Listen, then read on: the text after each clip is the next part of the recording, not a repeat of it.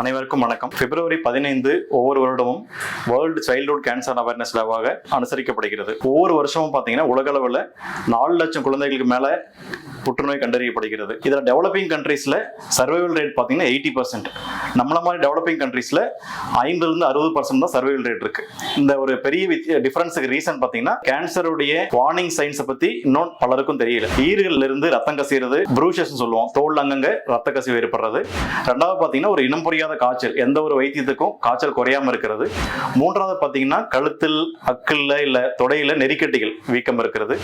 நான்காவது பார்த்தீங்கன்னா ஒரு வயிறு வீக்கம், யூரின் போகும்போது, அதாவது சிறுநீர் கழிக்கும் போது ரத்தம் கழிஞ்சு போறது, இது வந்து ஒரு 4வது அறிகுறி. 5வது அறிகுறி பார்த்தீங்கன்னா கண் பார்வை மங்களா தெரியுது, ஒரு தீரா தலைவலி, தொடர்ந்து வாந்தி இருக்கிறது, அல்லது எலும்பு உள்ள இடங்கள், அதாவது கால் முட்டிக்கிட்டேயோ இல்ல கை முட்டிக்கிட்டேயோ தோல் பட்டுக்கிட்டேயோ ஒரு வீக்கம் ஏற்படுது. ஸோ இது எல்லாமே குழந்தைகளுக்கான புற்றுநோய்க்குடைய ஒரு அறிகுறி.